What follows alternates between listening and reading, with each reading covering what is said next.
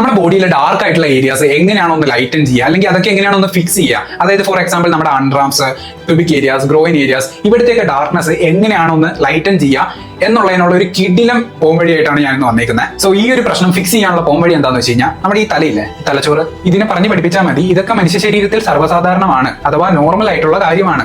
ഇതൊരു പ്രശ്നമല്ല എന്നൊന്ന് പറഞ്ഞ് പഠിപ്പിച്ചാൽ മതി, നമ്മുടെ എല്ലാവരെയും പ്രോബ്ലം സോൾവ് ആയി. സി ഗൈസ്, ഹ്യൂമൻ ബോഡിയിലെ ചില parts such as അൺറാംസ്, pubic areas, groin areas, ഈ ഭാഗങ്ങളൊക്കെ ഡാർക്കൺ ആവുന്നത് നോർമൽ ആണ്. അത് ഫ്രിക്ഷൻ മൂലവും ഹോർമോൺസ് മൂലവും ഒക്കെ ശരീരത്തിൽ എല്ലാവർക്കും വ്യത്യസ്തമായിട്ടായിരിക്കും ഉണ്ടാവുക. ചിലവർക്ക് അവിടെ യാതൊരു ഡാർക്ക്നെസ്സും ഉണ്ടാവില്ല, ചിലവർക്ക് അവിടെ ഡാർക്ക് ആയിരിക്കും. അത് ആക്ച്വലി ഒരു പ്രശ്നമാണോ? ഒരിക്കലല്ല, അത് നോർമലാണ്. അത് ജസ്റ്റ് ഒന്ന് ആക്സെപ്റ്റ് ചെയ്യേണ്ട കേസേ ഉള്ളൂ. പക്ഷേ ഇതൊന്നും ഒരു നോർമൽ ആയിട്ടുള്ള ഒരു കാര്യമാക്കാൻ സമ്മതിക്കില്ല. ആ ഒരു സ്കിൻ കെയർ ഇൻഡസ്ട്രീസ്, അതേപോലെ തന്നെ പൈസയ്ക്ക് വേണ്ടി എന്ത് സാധനവും പ്രൊമോട്ട് ചെയ്യുന്ന കുറെ ഇൻഫ്ലുവൻസേഴ്സും കൂടെ ഇതൊക്കെ നമ്മുടെ മനസ്സിൽ ഒരു ഇൻസെക്യൂരിറ്റി ആക്കും. ഇതൊക്കെ ഒരു പ്രശ്നമാക്കി മാറ്റി നമ്മുടെ തലയിലേക്ക് ഒരു ഇൻസെക്യൂരിറ്റി കുത്തിവെച്ചാലാണ് അവർക്ക് ഇതേപോലത്തെ ബോട്ടിൽസ് നമുക്ക് സെല് ചെയ്യാൻ പറ്റത്തുള്ളൂ.